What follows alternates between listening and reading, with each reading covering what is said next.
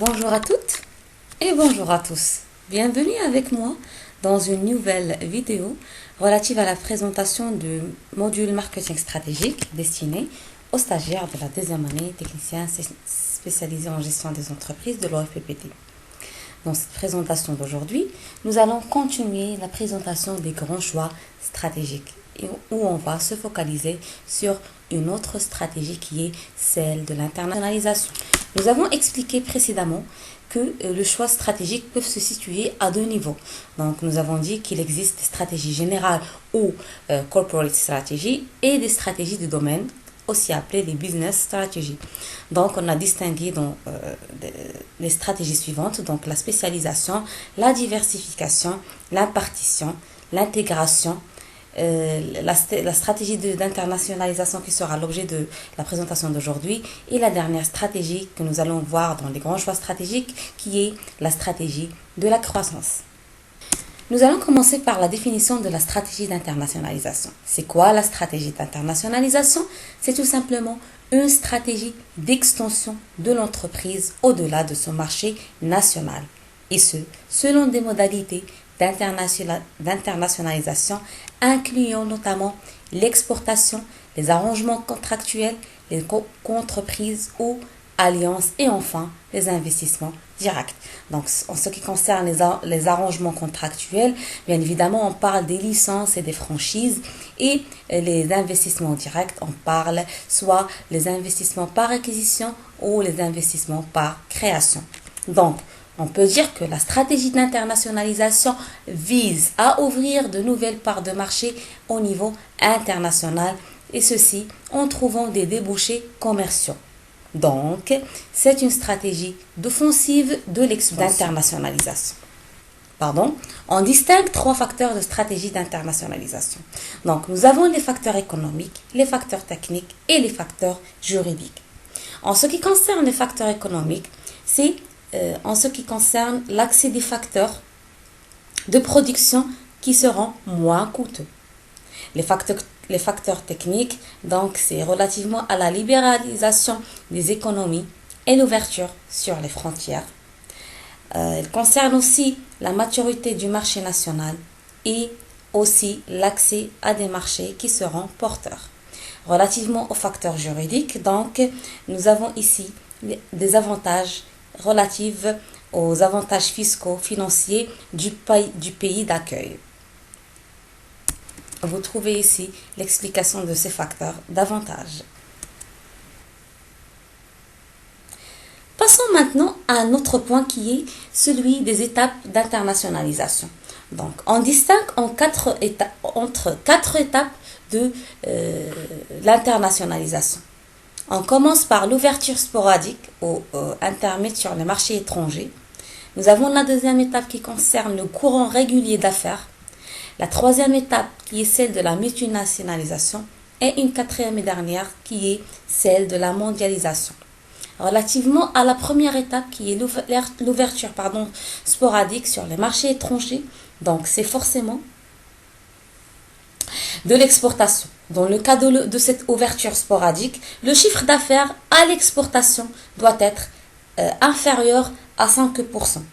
Il s'agit ici des livraisons relativement limitées de marchandises sur des marchés étrangers sans perspection des marchés étrangers et sans suivi commercial postérieur. Relativement au deuxième stade qui est celui du courant régulier d'affaires, donc ce courant régulier d'affaires s'apparente à un chiffre d'affaires à l'exportation qui est compris entre 25 et 33,1%. Donc, on parle ici de courant régulier d'affaires lorsque ce chiffre d'affaires réalisé à l'exportation contribue à l'équilibre de l'activité globale annuelle de l'entreprise. Ce courant régulier implique un suivi commercial et un système de prospection à l'étranger, ainsi qu'une recherche de partenaires commerciaux. On constate également un élargissement sur les marchés dans lesquels l'entreprise opère. Nous avons de nouveaux clients sur certains marchés, l'augmentation du montant moyen du client sur le marché, Aussi, l'accélération de la fréquence de réapprovisionnement, ce qui conduit à une fidélisation plus grande des clients étrangers. On peut dire ici aussi que l'entreprise doit mettre en place des tableaux de bord de ses activités à l'étranger et elle doit s'intéresser de plus en plus à ses activités au niveau international, c'est-à-dire aux activités à l'international. Passons maintenant au troisième stade, aux troisième étape qui est celle de la multinationalisation. Donc, les entreprises multinationales se caractérisent par un chiffre d'affaires à l'exportation qui est supérieur ou égal à 50%. Il s'agit ici d'un développement international progressif par le biais d'agences implantées à l'étranger, voire par le biais de filiales commerciales implantées à l'étranger. Exemple, l'ouverture de filiales commerciales implantées à l'étranger ou l'incorporation de ces filiales dans les stratégies de l'entreprise. Nous avons ici aussi la micro-multinationale qui est caractérisée par 2 ou 3 implantations commerciales situées à l'étranger. Donc, l'organisation globale de l'entreprise n'est pas modifiée et l'organisation de production n'est jamais modifiée. La multinationale confirmée est implantée sur plusieurs continents. Elle a des filiales implantées sur des continents. Ces filiales eux-mêmes sont soit des filiales commerciales, soit des filiales de production, ce qui conduit à une complexité plus grande de l'organisation de l'entreprise. Ici, dans cette multinationalisation, on passe d'une production nationale à une production multinationale. Le processus de multinationalisation va contribuer à accroître les ventes, donc accroître la part de marché de l'entreprise. Passons maintenant à la dernière étape de la stratégie de l'internationalisation qui est celle de la mondialisation. Donc ici, les entreprises mondiales se caractérisent par un chiffre d'affaires à l'exportation supérieur strictement à 90%. Très peu d'entreprises l'ont atteint. C'est-à-dire très peu d'entreprises ont atteint ce chiffre d'affaires. Ces entreprises interviennent sur tous les continents. L'exemple de la multinationale McDonald's, Total ou Coca-Cola. Donc, on peut dire que ces entreprises mondiales sont les leaders mondiaux de leur activité et ils ont des avantages divers tels que la maîtrise des techniques de fabrication. Et ce sont des entreprises, bien évidemment, qui ont une forte activité. Donc, dans les diapos suivants, vous allez trouver l'explication davantage de ces 4 étapes de la stratégie d'internationalisation. Passons maintenant à un autre point qui est les modalités d'internationalisation. Donc, nous avons 3 modalités. Nous avons l'exportation, le réseau de distribution à l'international et l'investissement direct à l'étranger. En ce qui concerne l'exportation, on trouve 3 types. Donc, nous avons une exportation directe par un service d'export interne, une exportation indirecte par un intermédiaire routier d'export et une exportation associée, c'est-à-dire par l'adhésion à un groupement d'export. Relativement au réseau de la distribution à l'international, nous avons la franchise, la concession et les filiales de distribution. Donc, nous avons déjà expliqué la franchise ou franchisage et nous avons dit que c'est un contrat par lequel une entreprise concède à des entreprises indépendantes en contrepartie d'une redevance de droit de se présenter sous sa raison sociale et sa marque pour vendre des produits ou services. Donc, pour revenir à cette définition, je vous invite à revoir les vidéos précédentes. Et relativement à l'investissement direct à l'étranger, c'est-à-dire l'implantation des filiales ou l'implantation des ateliers à l'étranger par la délocalisation de l'activité de l'entreprise à l'international. Dans ce qui suit, nous avons les avantages et les limites de la stratégie d'internationalisation pour le pays d'accueil et pour le pays d'origine.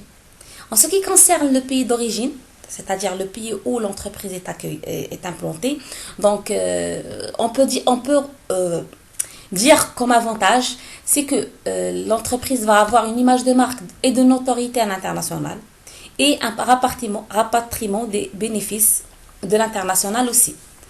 Relativement aux limites ou aux inconvénients, donc nous avons les pertes d'emploi pour le pays d'origine, une fuite des capitaux et des baisses des recettes fiscales.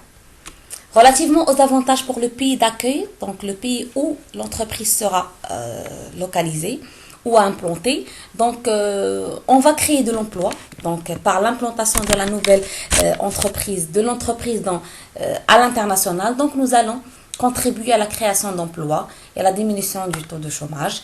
Nous allons contribuer à l'augmentation du PIB. L'implantation de l'entreprise à l'international sera une source de devises pour le pays d'accueil et l'entrée de capitaux ainsi que le transfert de technologies. Relativement aux limites ou aux inconvénients, donc on trouve un rapatriement des bénéfices qui va provoquer une sortie de capitaux et une domination des entreprises étrangères. Voilà, donc en général les avantages de la stratégie d'internationalisation. Donc nous avons des avantages liés à la croissance de l'entreprise ou à la délocalisation. Nous avons une meilleure connaissance des marchés étrangers, un contrôle de certaines sources d'approvisionnement et aussi nous avons comme avantage l'équilibre quant aux risques liés à la conjoncture nationale. Par rapport aux risques de la stratégie d'internationalisation, donc on va trouver des risques monétaires qui seront liés aux fluctuations des taux de change, des taux de change, des risques liés à la fiscalité, des risques politiques ou carrément des risques liés aux crises régionales. Voilà, c'était tout pour la présentation d'aujourd'hui. Je vous remercie pour votre attention, pour votre soutien et pour votre encouragement et je vous invite à rester avec moi pour continuer la présentation du module marketing stratégique et aussi la présentation des grands choix stratégiques, à savoir la stratégie de la croissance qui sera dans la vidéo prochaine. Je vous dis au revoir et à la prochaine.